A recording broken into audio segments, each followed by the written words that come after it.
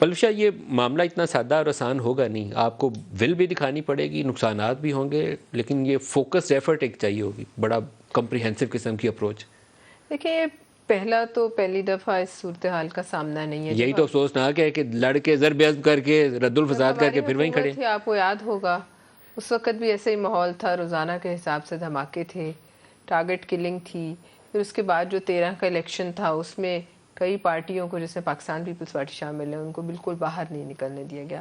یہ ایک افسوسناک سچویشن. لیکن ابھی اگر ہم آ جائیں تو ذرا اس پہ ریاست مدینہ والوں سے تو پوچھیں نا. یہ جب یہ معاملات ہو رہے تھے، کوئی ڈیلز ہو رہی تھی، کوئی بات چیت، کوئی ٹروس ایگریمنٹ، کوئی امن کے جو معاہدے ہو رہے تھے، اس وقت تو نہ ہم حکومت میں تھے، نہ مصدق ملک صاحب کی پارٹی حکومت میں تھی.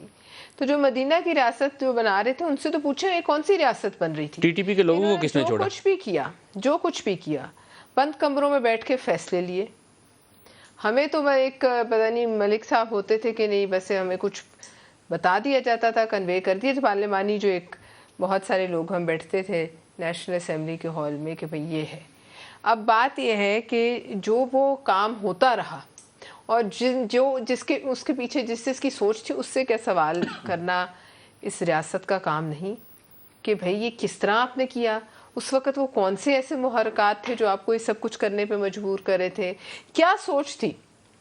آپ کیا ثمرات چاہتے تھے جو اب یہ اس طریقے سے ہمارے سامنے ایک بالکل ہی الٹ ایک خطرناک صورتحال میں ہمیں لا کے بند گلی میں کھڑا کر دیا ہے؟ لہٰذا اب جو حالات ہیں، ندیم ملک صاحب، اس سے آنکھیں بند تو میں تو نہیں کر سکتی. حالات تو یہی ہیں، انہی سے لڑنا ہے، دہشت گردی سے بھی لڑنا ہے، معیشت کو بھی جو ہے ٹھیک کرنا ہے، اس بھنور سے بھی نکلنا ہے، اس بھنور سے بھی نکلنا ہے. لیکن جو یہ سارے بھنور بنا کے گئے ان سے بھی سوال لازم ہے کہ نہیں؟ وہ مزید اس بھنور میں جو ہے جس میں کشتی پھنسا کے گئے ہیں اس میں سوراخ کر رہے ہیں.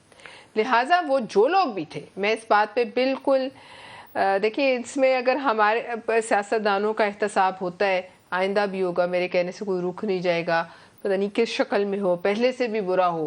لیکن جو لوگ یہ سب کچھ کر کے پروجیکٹ عمران خان کے پیچھے تھے، ان کا احتساب سب سے پہلے ہونا بہت ضروری. ان کی بالکل ان کو سامنے لانا چاہیے، ان سے پوچھنا چاہیے اتنا تھا کہ آپ اس ملک کے ساتھ کیا کرنے جا رہے ہیں، اور کس نے آپ کو اتنا جو ہے یہ آپ کے ہاتھ میں اختیار دیا تھا کہ آپ اس ملک کے مالک بن گئے، اور آپ نے اس کی قسمت کے ساتھ یہ کیا کہ آج اس طرف بھی دیکھیں تو کھائی ہے، اس طرف بھی دیکھیں تو کھائی ہے، اور خود بیٹھ کر آپ جو ہے روزانہ کے حساب سے کوئی نہ کوئی ایسی بات کر دیتے ہیں جس سے پہلی دفعہ اس ملک کی ہسٹری میں اس ملک کے اداروں کے ہیڈز کو یہ میڈیا کے سامنے آنا پڑا. پہلی دفعہ. کیا جو لوگ اس کو یہاں تک لائے، جنہوں نے اس کے منہ میں اتنی لمبی زبان دی، کیا ان لوگوں سے پوچھنا لازم نہیں ہے؟